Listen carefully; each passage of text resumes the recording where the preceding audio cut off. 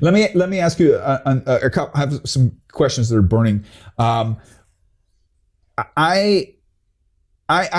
of my podcasts, I actually got to interview one of my favorite guests was a former commander of the Navy SEALs, and Navy SEALs are famous because they write a bunch of books about them, and they're really spectacular athletes and interesting people, and their mindset is a lot of part of what they talk about.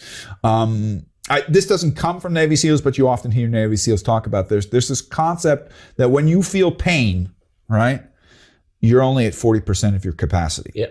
Would you agree with that? Of course. Yeah? Yeah, and when you think about falling off the bike and having a crash, you immediately slow down. Yeah. Yeah, so sometimes when I'm on a training ride and you're like lost in thinking and you're just thinking about anything, and I remember a couple of years ago I had a small crash on that part of the road.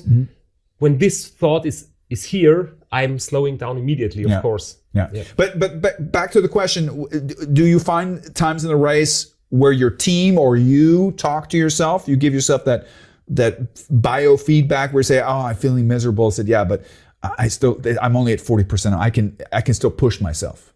Is that partly really a big part of the race, right? Yes, of course. Yeah. And in races like RAM, my crew helps me to think about positive experiences and positive stories, as you told in that example. But in the unsupported races, which I did in the last years, it's much more difficult because you're out there alone without any support crew.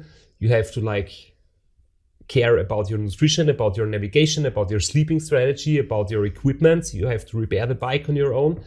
And there is nobody to talk to. This is different strategy, different concept of racing, which is much more maybe complicated because you have to care about all that stuff. Yeah, but maybe we'll talk about that a little bit later. Yeah. Let me ask you another question. I often wonder whether the reverse is true as well. And I think with your first race when you got pneumonia, right? We still have an open question there.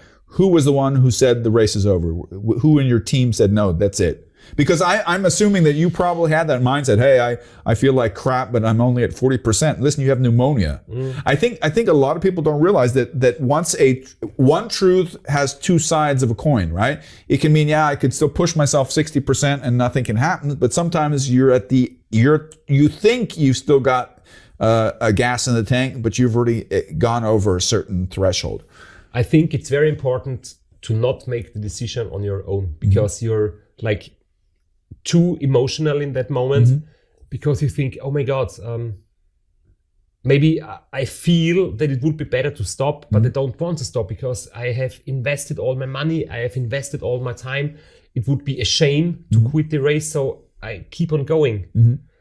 But your doctor, who has a clear understanding of the situation, he knows that when he makes a medical check, he knows that it will be dangerous to continue. And maybe if you continue at any price, there will be no racing in the future because you will do big damage to your lungs. So maybe in companies, it's the same. Sometimes you need an outside view with clear, observations without any emotions. And that's so important. So we make the agreement before the race. If there are medical problems, it's not my decision if we continue or if we quit, but it's the decision of my sports doctor. No. I have a